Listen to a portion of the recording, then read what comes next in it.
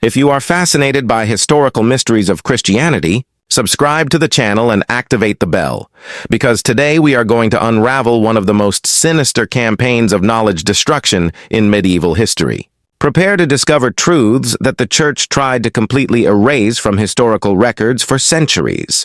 In the winter of 1208 in the hills of southern France, one of the most brutal crusades in Christian history began. But this time, the enemies were not Muslims in distant lands.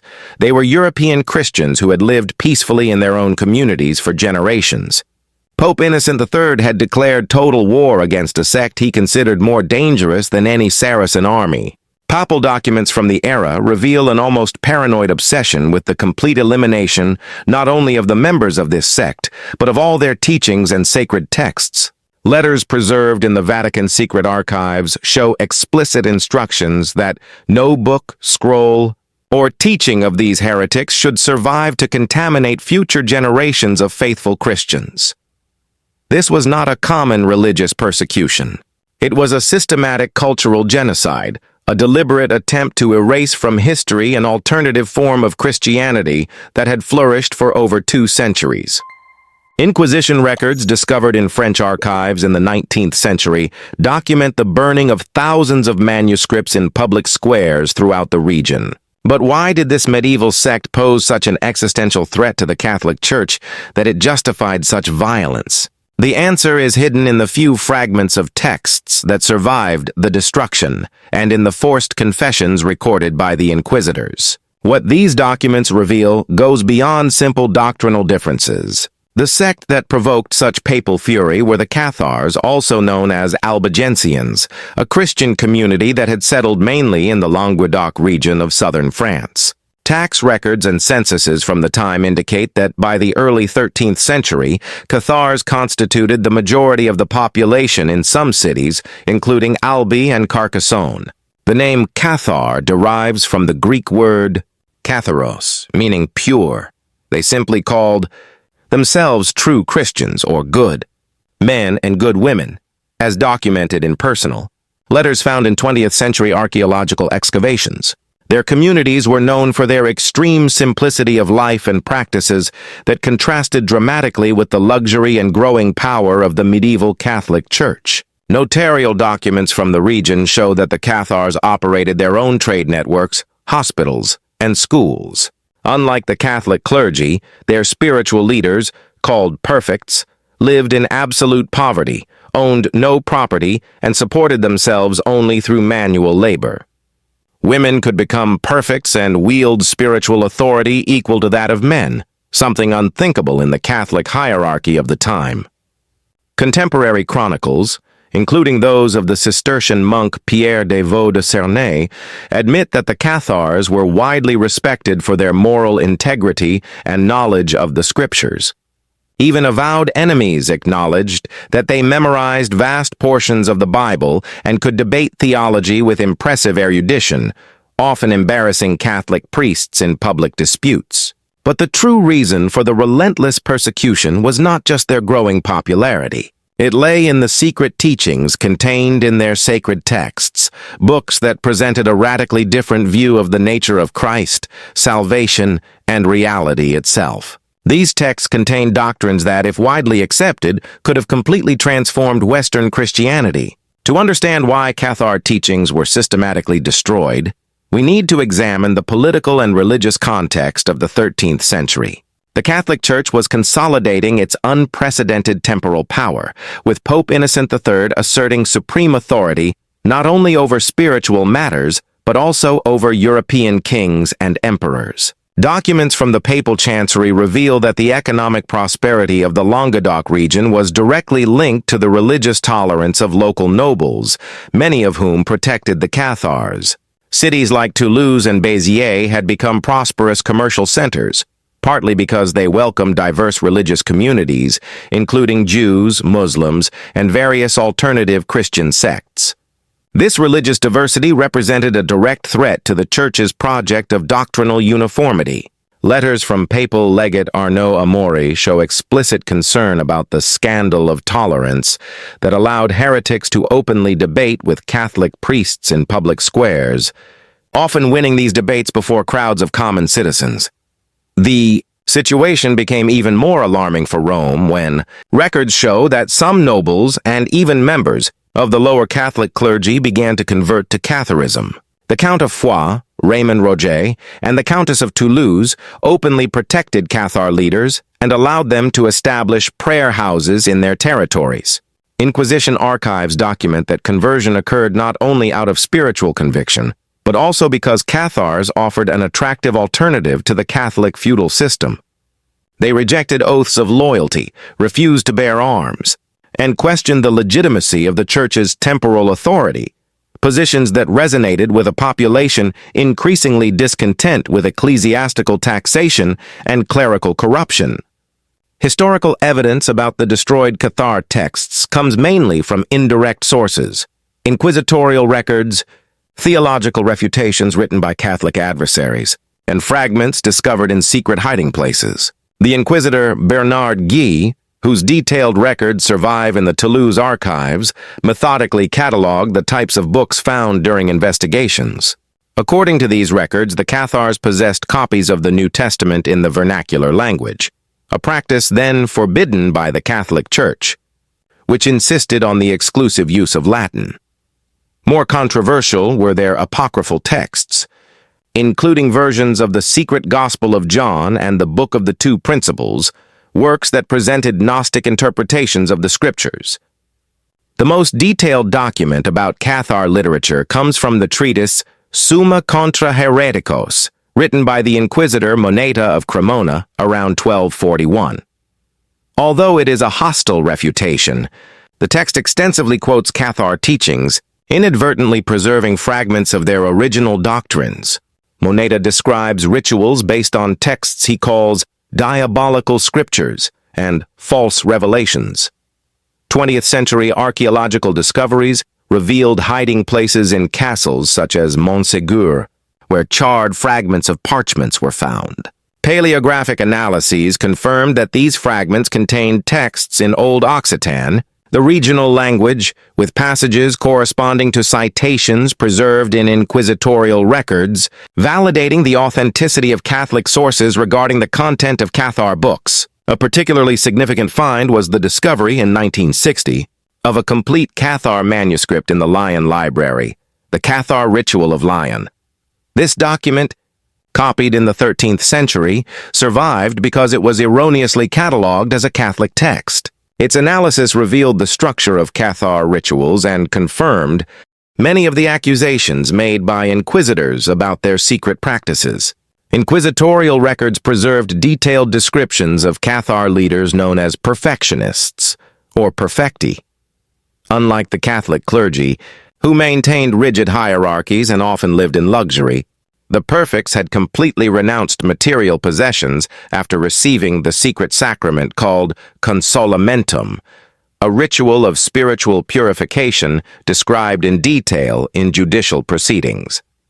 Testimonies of former Cathars forced to confess reveal that the perfects followed extremely austere rules of life. They were strict vegetarians, never lied even under torture, and could not touch women, not even their own mothers or sisters. They slept little, spent hours in silent prayer, and supported themselves exclusively through manual labor, often as weavers or artisans. What is most impressive in the records is the loyalty that the perfects inspired.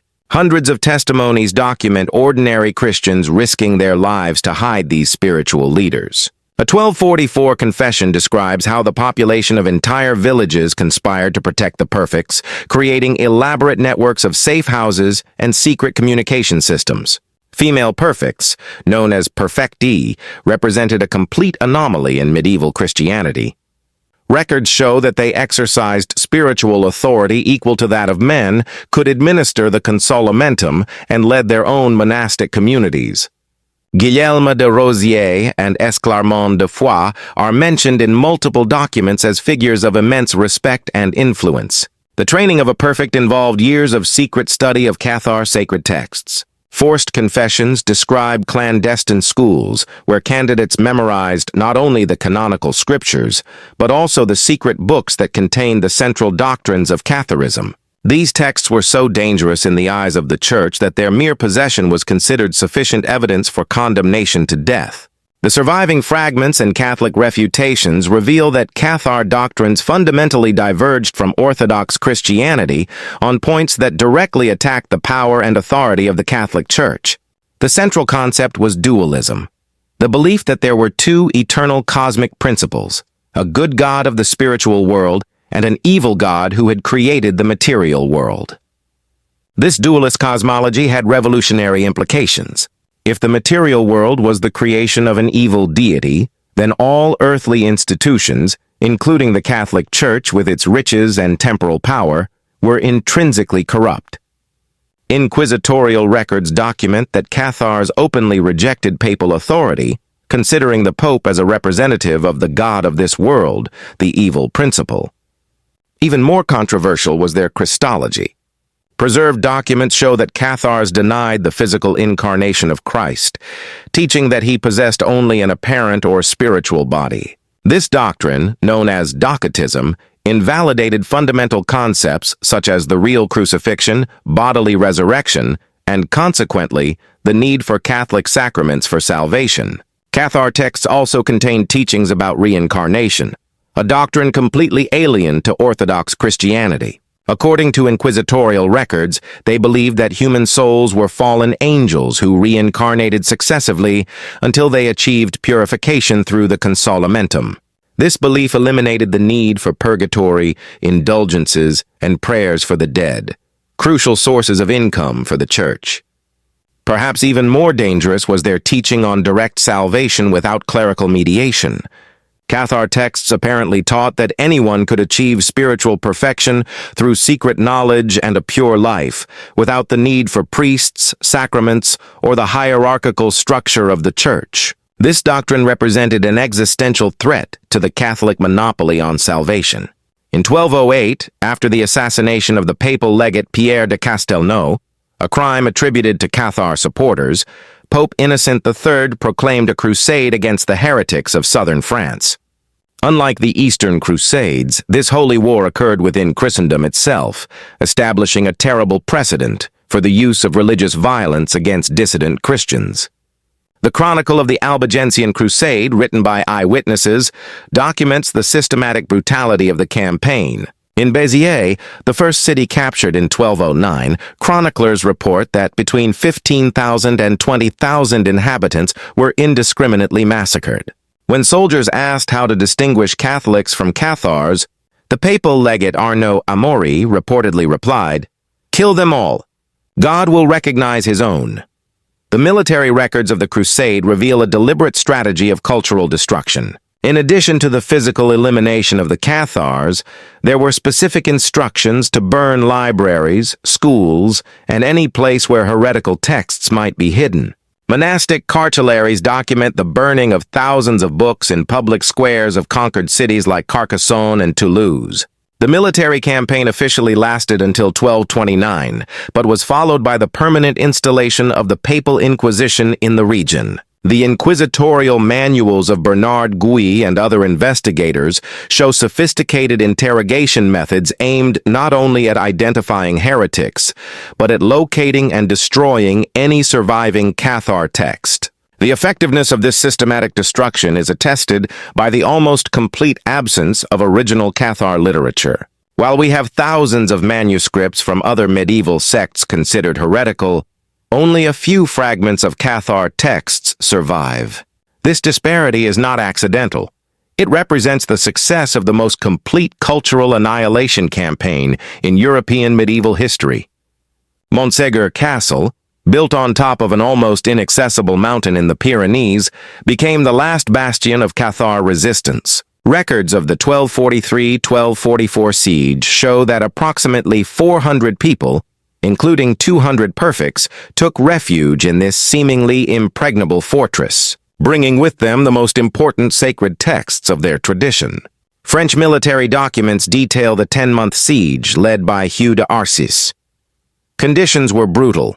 The harsh winter, food shortages, and the gradual despair of the defenders are recorded in letters between the Crusade commanders. Even so, the Cathars refused repeated offers of surrender that would guarantee their lives in exchange for conversion to Catholicism.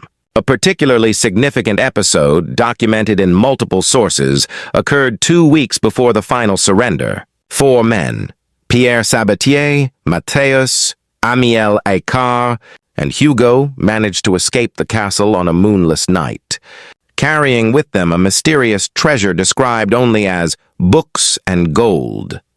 They were never captured, and the fate of this treasure remains one of the great historical mysteries. On March 16, 1244, after final negotiations, the defenders of Montségur finally surrendered. Notarial records of the surrender show that the soldiers received pardon, but the 200 perfects were condemned to death by fire. What makes this event even more extraordinary is that several Catholics present in the castle chose to receive the consolamentum on the last night, preferring to die as Cathars rather than live denying their convictions. The execution records preserved in the Toulouse archives state that all 200 perfects were burned alive on a huge pyre built in the field below the castle.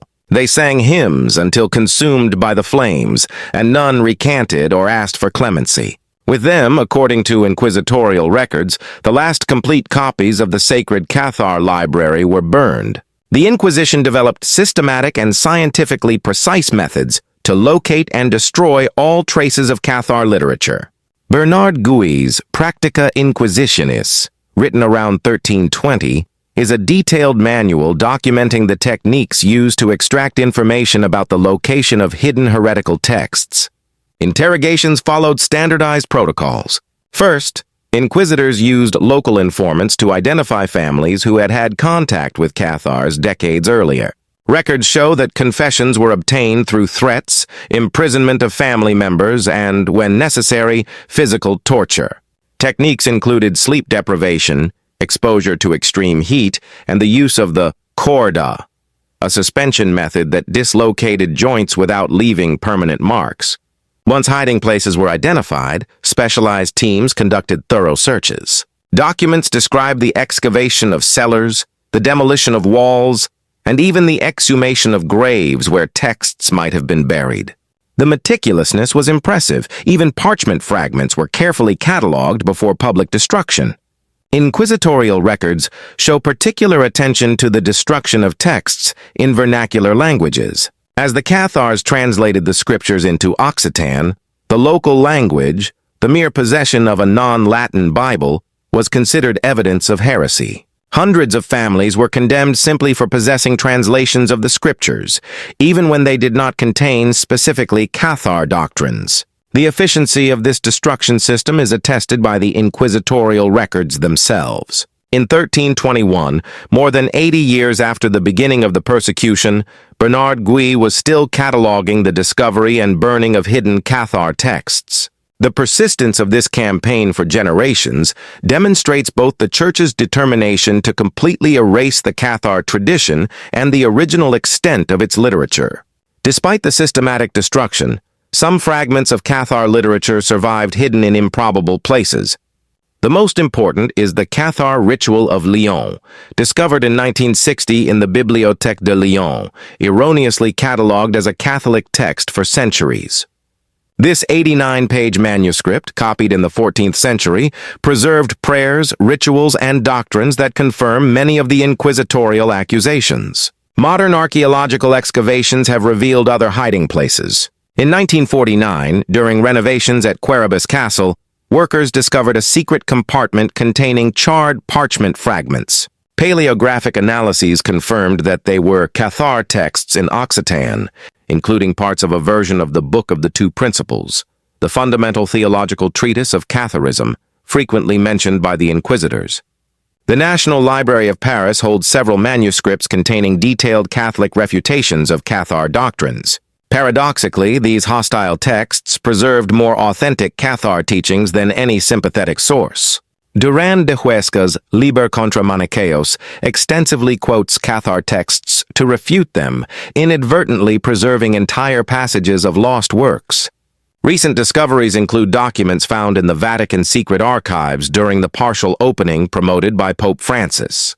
13th century letters between inquisitors reveal concerns about Cathar texts that were allegedly smuggled into other regions of Europe, particularly to Cathar communities in Italy and Bosnia. Modern analysis of these fragments confirms that the Cathars possessed a sophisticated theological literature and an advanced tradition of biblical translation for their time.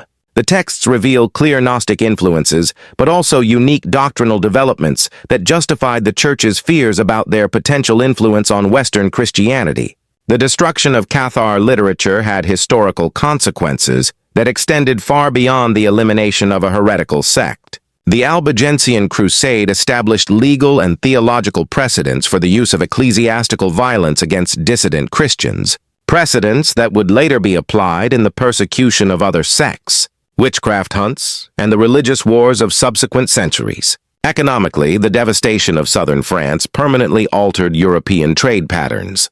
Prosperous cities like Béziers and Carcassonne never fully recovered. Trade records show that the trade routes connecting France to the Mediterranean were disrupted for decades, benefiting rival ports in Italy and strengthening northern France's economic control over the south. Culturally, the destruction represented an irreparable loss for the diversity of medieval Christianity. Modern scholars recognize that the Cathars preserved early Christian traditions dating back to the first centuries of the Church. Their ascetic practices, communal organization, and emphasis on spiritual life offered alternatives to the institutional model that the Catholic Church was consolidating. The anti-Cathar campaign also established the Inquisition as a permanent institution in Europe. The methods developed to locate and destroy heretical texts were later applied against Jews, Muslims, witches, and eventually Protestants. The system of denunciation, interrogation, and confiscation of property created during the Cathar persecution became the model for religious repression for centuries. More subtly, the elimination of the Cathars removed from Western Christianity a tradition that emphasized direct spiritual experience over clerical mediation. Historians argue that without this mystical alternative, European Christianity became progressively more institutional and less focused on personal experience of transcendence, a characteristic that would mark Catholicism until the reforms of the 20th century. The systematic destruction of Cathar literature finds disturbing parallels in other campaigns of cultural annihilation throughout history, like the burning of the Library of Alexandria, the destruction of Mayan codices by Spanish conquerors, or the elimination of Buddhist texts during the Chinese Cultural Revolution. The Cathar persecution represents a recurring pattern of elimination of alternative knowledge by authoritarian regimes.